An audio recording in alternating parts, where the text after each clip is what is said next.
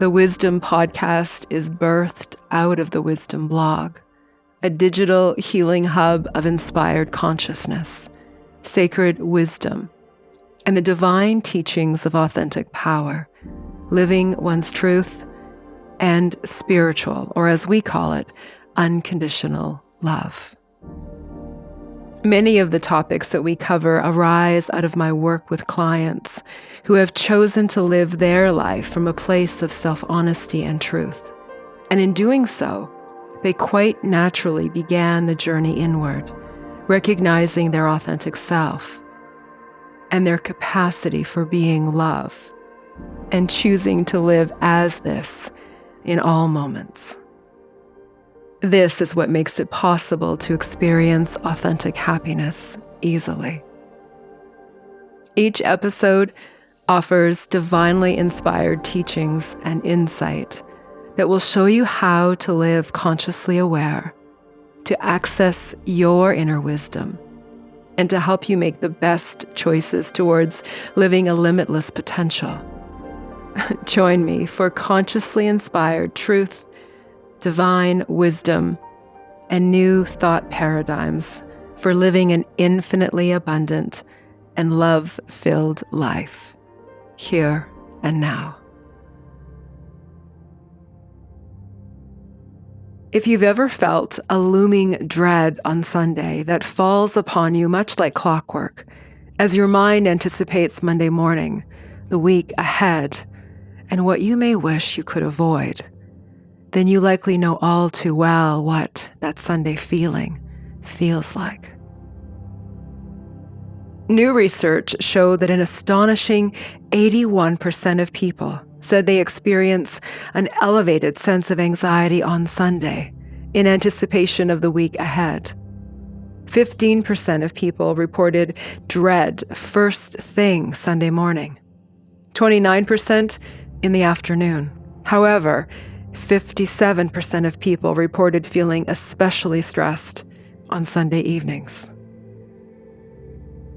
According to a survey conducted by the job site Monster, up to 76% of Americans self-reported having really bad Sunday night anxiety, compared to 47% of people throughout the rest of the world.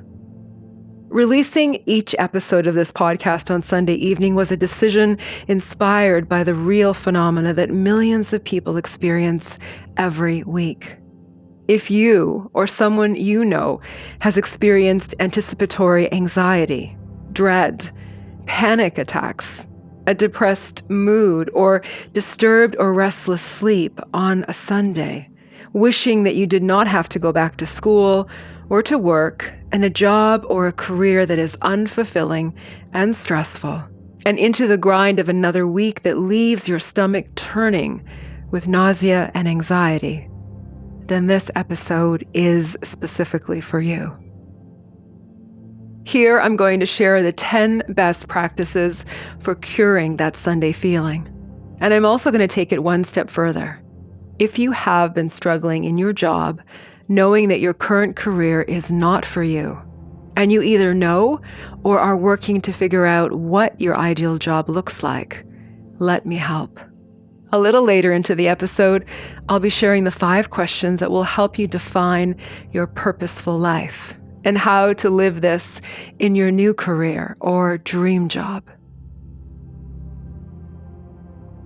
I want you to have the practical wisdom and tools to unlock your infinite potential and to find peace and purpose on the path to awakening your authentic power.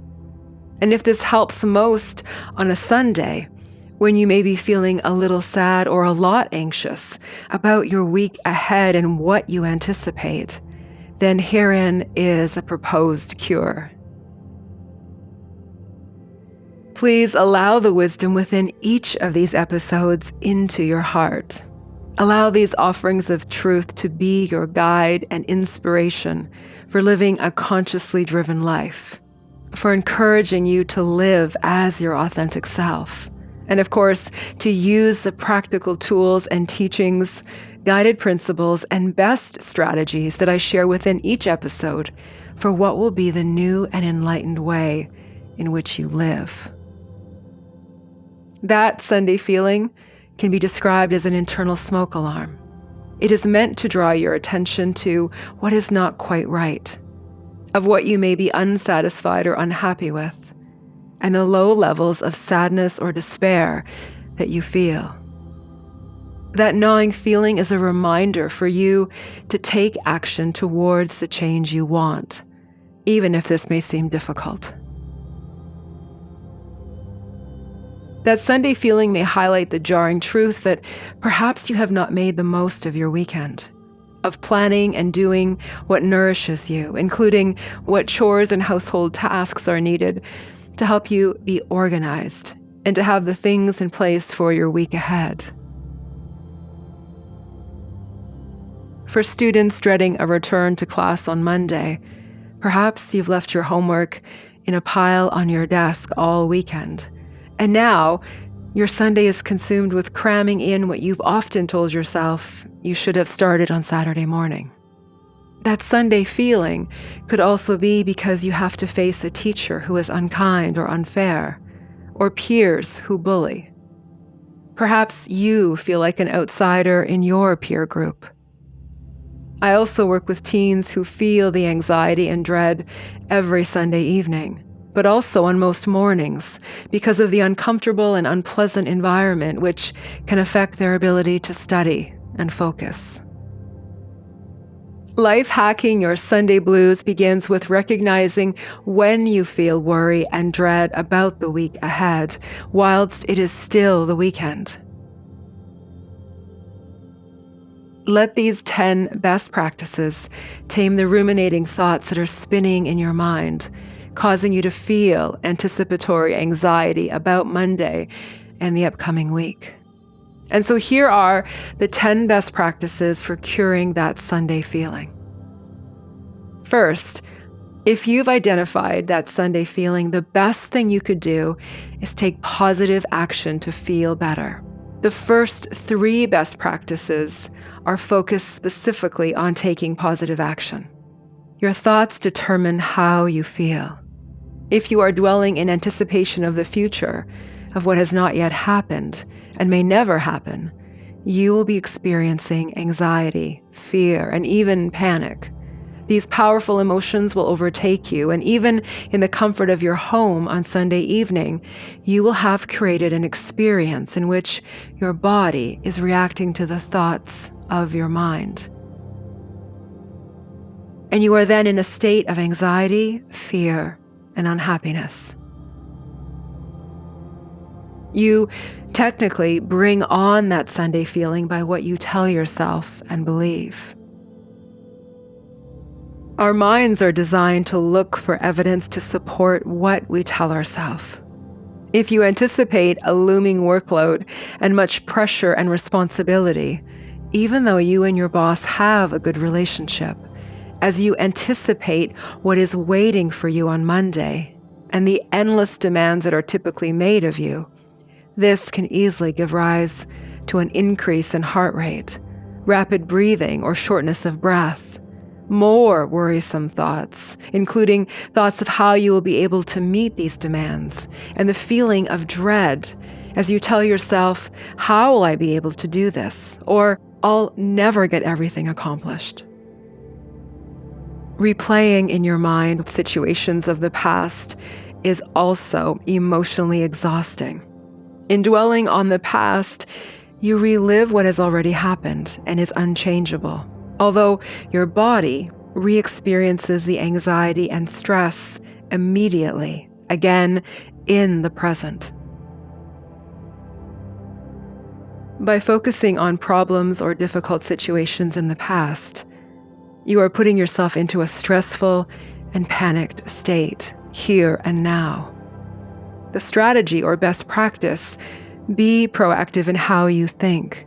Focus on what you want as an outcome. Let me explain. Rather than ruminate on a problem or anticipate the future with fear, the best strategy is to identify, to decide what you want as an outcome. So be strategic. Focus on solutions rather than ruminate on problems, and you will bring far more optimism, confidence, and success into your life. For whatever you think about, you bring more of the same to you. Look for and find the good or silver lining in situations that may at first glance not be ideal. Often, these situations offer important teachings, and they present experiences that challenge you to grow. See challenges as opportunities to become better, emotionally stronger, and resilient to negativity and stress. This is how you take charge of your life and co-create new possibilities. Change your focus. Take what constructive action will allow you to have a great week. A second best practice for taking positive action and for curing that Sunday feeling is to consider your approach to thinking. Since it is your thoughts and perceptions that determine how you feel, if you want to feel better, you begin with changing how you think. In addition to focusing on a solution or desired outcome, this strategy is about having constructive thoughts and for changing your attitude. If you dwell on what is a problem, your mind will continue to show you more of what is wrong and other problems, and this perpetuates feelings of hopelessness, discouragement, and anxiety. Consider changing your attitude to be more constructive and helpful, and to use positive self-talk, including encouraging words that will help you to stay focused on what is most important and on doing your best despite what others may be doing. In doing this, you will immediately feel better because your thoughts are realistic and yet positive. And for more help with this, please check out the transcripts of this episode here and a link I'm sharing to the Wisdom blog and a post on how you can change thoughts that are not positive.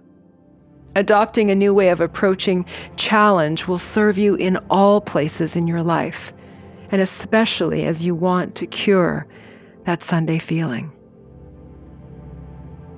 Your third best practice is this: organize your weekend in advance and schedule tasks that are important at a time in which you will feel most motivated to complete these. As well, schedule time for fun and relaxation that you choose, and honor this as important for nourishing and caring for your needs. Taking action is much easier when you plan your week in advance and as you follow your plan, whilst leaving room for flexibility and unexpected pop-ups. If you found yourself wishing the weekends were longer, is it because you've been having so much fun? Is it because you needed more downtime and time segregated from work, especially if you tend to work on weekends or blend the lines between work and home life? Or is that Sunday feeling the result of not utilizing your weekend in the best possible way? Remember, this doesn't mean that you have to jam your weekends full of excitement in order to feel satisfied. Rather, honor your needs, whether that is to be social or to have alone time, perhaps unplugging from technology and where you can enjoy your own company. We all need a healthy balance of both engagement with others and to nurture the relationship we have with ourselves. If you are on all week, you definitely want to carve out some quiet alone time to recharge and to identify and care for your needs. Contrary to what some may think, binge watching Netflix is not an example of quality time nurturing yourself. It's entertainment. It can be a fun and necessary escape, but you are actually absent. Your mind focused on what you are taking in, and you are not engaging with yourself. And it is not the same as quietly contemplating your inner dialogue, your thoughts and feelings, your desires and wishes, as well as the steps that you will choose to be happy. This third best practice is to organize your time and plan your weekend. This also acts as a helpful reminder that you need to have work-life balance and to be effective in how you manage time so that you can feel satiated on Sunday evening, having taken care of your needs and having experienced a nourishing and enjoyable weekend. Even if you love your job, by Friday you may be feeling the effects of an intensely busy week. For some, Saturday has become their chosen day of rest, to rejuvenate from the week so that they are refreshed and energized for Sunday. The best part about planning your Sunday in advance is that you are deciding what you want to manifest. It is a powerful habit to plan what good you want for each day, whether an activity that you look forward to, or perhaps you will remind yourself that you can choose how you want to feel and exist as. And if you would like a little more practice in how you can manifest successfully, please listen to episode 6 of the Wisdom Podcast, in which we cover the 3 secrets to manifesting that will make it easy for you. Especially if you have not learned to healthily care for yourself. It can seem oddly confusing to some. The true secret of being successful includes understanding the importance of self-care in order that you may thrive and consistently perform at your best. If self-care has not been a priority for you, then consider the habit of asking yourself at random and frequent times during each day, what do I need to feel at my best right now? And what do I need to feel happiness now? Let your intuitive voice answer and then follow this. It may mean taking some time out for an activity that seems frivolous, like a nap in the middle of the day, or getting outside for a brisk walk and fresh air. The point is to practice indulging in self-care for at least 5 minutes at a time, or long enough for you to experience how this can be beneficial to you. And also be sure to check out the debut episode of this podcast, in which we dive deep into all things about self-love and how to practice this. I'll leave the link for this in the episode notes here as well. Life balance is a best practice. As you organize and plan your week, ensure that your strategy of life balance includes ample time to nourish yourself, to practice self-care and self-love each day. This will allow you autonomy to best enjoy your weekend, and it will give you much to look forward to in the upcoming week. The 5th best practice to cure the Sunday blues is to practice gratitude for your life. Gratitude is the appreciation of what is valuable and meaningful to oneself. It is a general state of thankfulness and appreciation. Hold gratitude. Be thankful for what you enjoy and appreciate as a best practice for feeling encouraged, positive, and happy. From multiple studies on brain activity, researchers can measure how gratitude is associated with an enhanced sense of personal well-being, and that it may have wide-ranging effects, such as increased exercise and improved sleep, decreased depression, and fewer aches and pains. Gratitude is also associated with greater life satisfaction. These are all important factors in helping us to cure that Sunday feeling.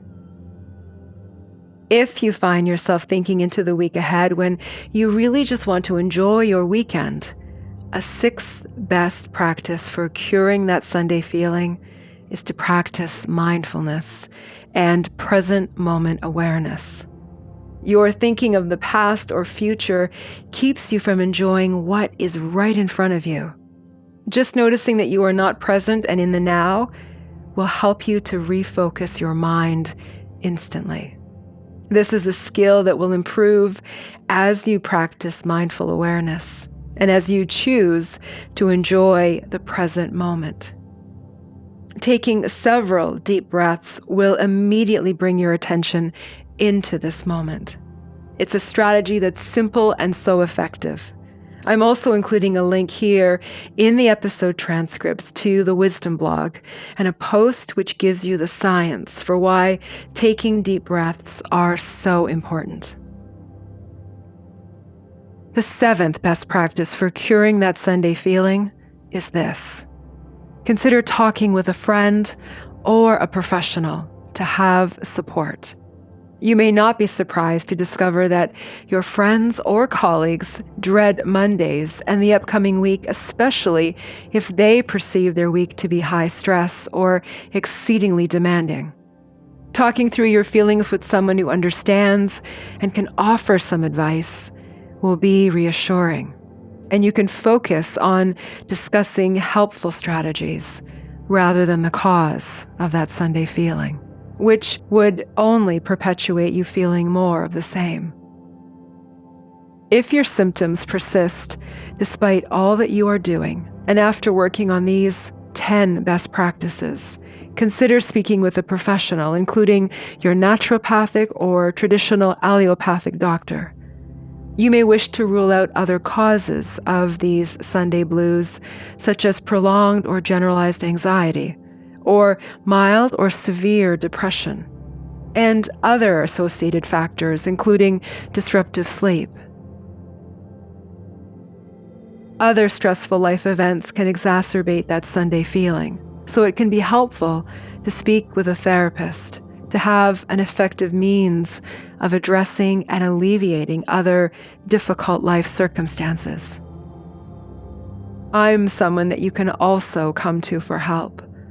You'll find the links for connecting with me in the transcript for this episode, and of course on my website, dorothyratusny.com. Curing that Sunday feeling may often be a matter of having additional tools and strategy that are specific for your personal life. The 8th best practice for curing that Sunday feeling: practice good sleep hygiene. Sleep is one pillar of optimal health. Getting ample sleep during the week based on your personal requirements will help you to perform at your best. How much sleep is enough? I'll leave a link here in the transcripts to the recommended requirements based on age group, and you may likely be surprised at how much sleep is recommended to function optimally. Weekends are in fact great for naps and catching up on sleep.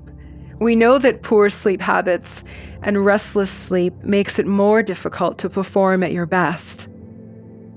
Being sleep deprived can leave you feeling edgy and lacking the resources you need to handle high stress situations.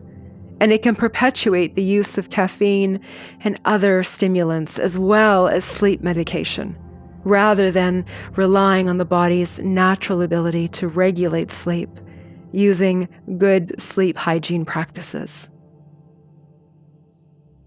Consider a new bedtime practice of changing out your technology for an activity that allows you to decompress, to unwind, and to quiet, not stimulate your mind. Try it for 1 week. Give yourself a break from technology each night for the hour before you want to fall asleep. Blue light in the evening tricks our brain into thinking it's daytime, which inhibits the production of melatonin, our sleep-inducing hormone, and affects our circadian rhythm, reducing both the quantity and quality of sleep. Sleep is as important to our health as eating, drinking, and breathing. It allows our bodies to repair themselves and our brains to consolidate our memories and process information. Poor sleep is linked to physical problems such as a weakened immune system, and mental health problems such as anxiety and depression. Lack of adequate sleep over time has been associated with a shortened lifespan. Consider what sleep practices will be best for you, not only on Sunday evening, but every night of the week. In fact, the best sleep strategies have to do with you reconnecting with yourself. For example, meditate before bed. A guided meditation is ideal so that you can relax into the practice as you follow along. Read or listen to a good book or bedtime story. If you feel more energetic or if you don't yet feel tired, engage in a hobby. Tidy your living space, choose your wardrobe for the next day, and prep your meals. One of the most helpful strategies for high achievers is to go over their plan for the week, including what goals they have set, and to review how they will achieve these. This, before bedtime, can be reassuring and often motivating. Aim at new practices for healthy sleep hygiene, and allow yourself to take in as much natural light during the day to help boost your ability to sleep well at night. And something else that is also very important and makes this list of best practices to cure that Sunday feeling is the notion that you may need a break. Studies have shown that when we are struggling, it can be very helpful to take a pause from the daily routine of life and to use this time away from work and our regular commitments and responsibilities to contemplate what is important once again. Fresh perspective and likely some well-needed rest will help you to re-examine what you are choosing for your life. Taking time off work, using your vacation time, or taking mental wellness days allows you a break from chronic stress so that you can restore physically and mentally. The idea is to be mindful of how you are feeling so that you can notice symptoms early. A chronically triggered stress response can lead to decreased creativity, memory problems, mild cognitive impairment, and other issues. If the 2 days of a weekend is not enough to feel rejuvenated and rested, and if you are experiencing any of the following: lack of energy, lack of motivation, more frequent frustration, feeling fuzzy-headed or cloudy, mild health issues, or sleep disturbances due to stress, you likely are overdue for a break. Giving yourself enough time away from the constant stress of work so that you can begin to feel better is the first step. We all need healthy work-life balance, and this includes periods in which we take time away to feel recharged, refreshed, and hopefully with new strategy for how we will better manage stress. And 10th, living your purpose. Many people force themselves to go to a place and a job that they detest, to deal with situations and people who they would deem as unhealthy or toxic, and to feel as though they had little to no choice, that this was something that they simply had to do, for now or forever, because of their life situation or circumstances. A best practice for curing that Sunday feeling and for living your best life, if this resonates with you, is deciding and implementing your exit strategy and the road of freedom that you will walk, knowing that you will govern all of your time and that your job will be of conscious choice and one that is fulfilling both in what you do and in what you are offering the world. This is also what is called living your purpose. When you are able to choose a job that allows you to be creative and to offer something that is valuable and of meaning to you into the world as a service, a talent, or expertise, then you've turned your passion and interests into a sustainable means of living on purpose. Likely, this also means that you are enjoying what you do, so that work is not work in the traditional sense of the word, because your work is how you create. And so work in this new definition is a source of personal happiness and freedom. You look forward to waking each day, and there is never a Sunday feeling. I'm going to suggest here how it is possible for you to make a change, to live what empowers you, to what you feel most passionate about, and what you may identify as your purpose. And then, as you begin this path, even whilst you continue working at your current job, you can begin to carve out for yourself the right exit strategy and the means for living autonomous and free of what you love and are most interested in. Life is meant to be enjoyed. It is intended to be a series of positive, beautiful experiences, many of which you co-create because of your free will to choose. So what do you need to be choosing more of? It's never impossible to change a job that is unfulfilling. It's only our self-imposed limitations that keep us stuck, afraid to move forward, to no longer do what is not working because we tell ourselves that it is not possible, that we can't possibly do something that pays less money or that requires retraining or upgrading our education. For whatever you have been telling yourself is precisely why you have continued to be where you are. And as you know, nothing will change until you decide it, and you are willing to take action to move towards what you want, to make your true desires a reality.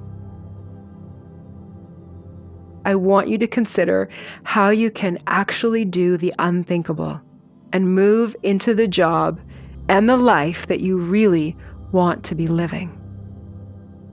You can begin this first in your mind with visioning what is most desired. Use your Sunday evening for daydreaming, visioning, and manifesting. This is how you build excitement, positive feelings, and belief in the having of what you want. And it begins with holding the clear image of this in your mind. Even if you only know how you want to feel, focus on this and feel the feeling of it. This positive feeling will help you to imagine what you would ideally enjoy and want to do as your ideal job. Begin with your willingness and desire to contemplate the possibility of changing your work life for what will be far more meaningful and fulfilling. You don't have to uproot your life or live impoverished to be happy.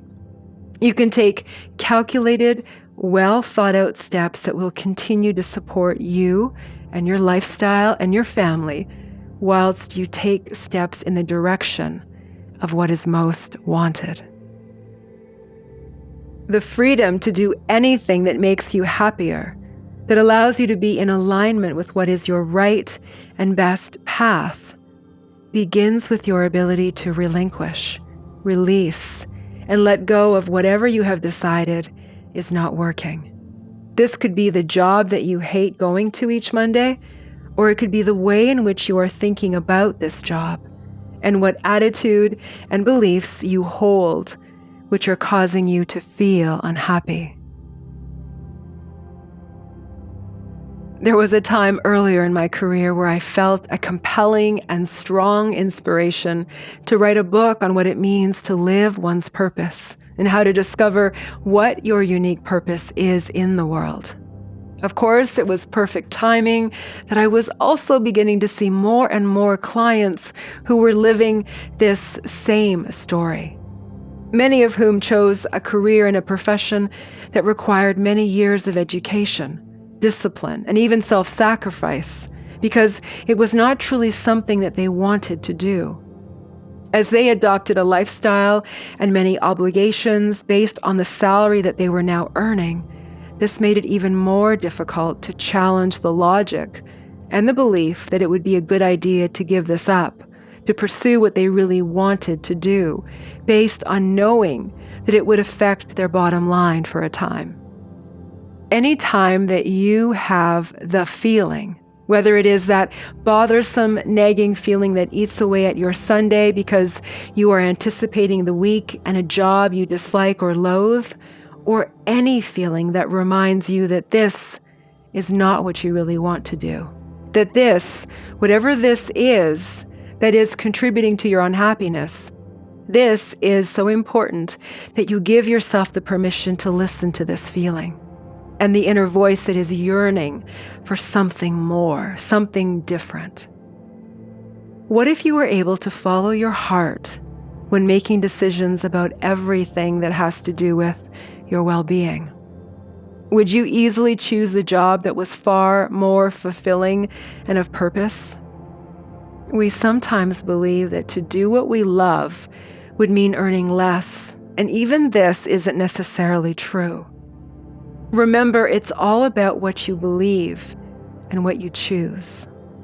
If you decided that you were willing to change careers in order to be happy and feel incredible fulfillment each day, couldn't you also decide to earn the kind of money that you want and to seek this out also?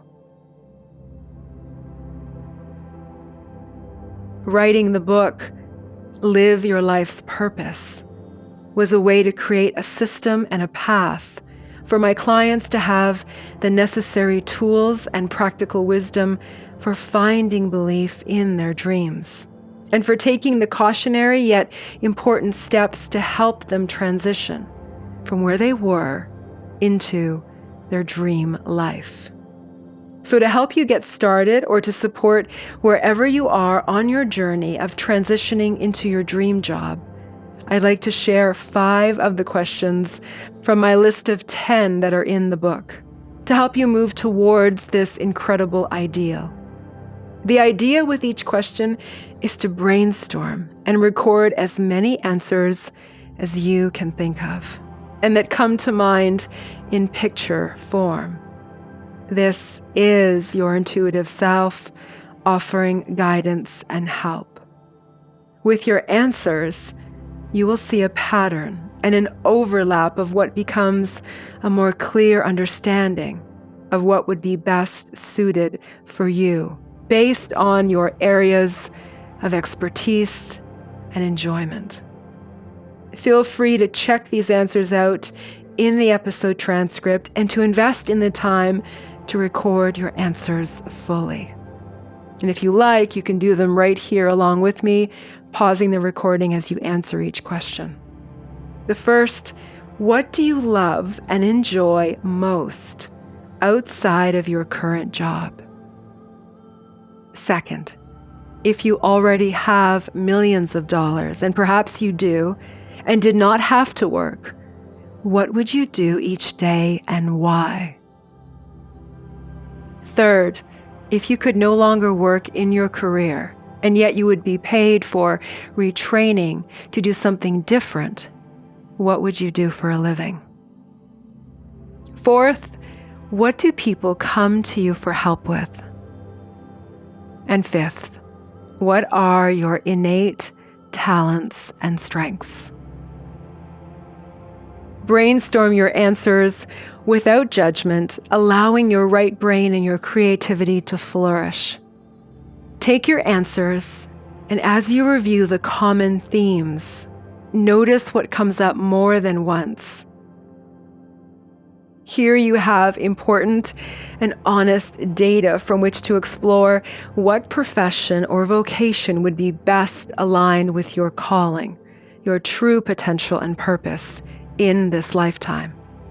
And if you would like my help to take your answers to the next level, please reach out to me and let me help. So there you have it, the 10 best practices for curing that Sunday feeling. My hope is that you experience the feeling of expansion and freedom that comes with enjoying Sunday as an incredible day, that you may look forward to, in part because you have made the space and time for yourself and to do what you love.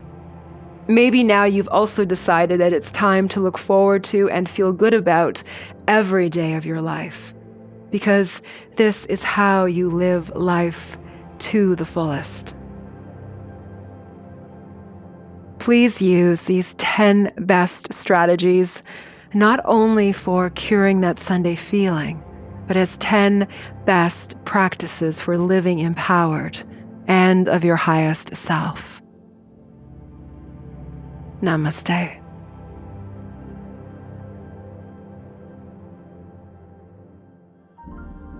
Thank you so much for joining me in this episode of the Wisdom Podcast. To hear more, please check out the other episodes here, and then join me at dorothyratusny.com, where you can share your questions and feedback from this or any episode with me, and where you'll also find the Wisdom blog, the inspiration for this podcast, the latest online courses that I teach, my YouTube videos, an extensive library of free guided meditations for you to experience and enjoy, plus other special offerings of love.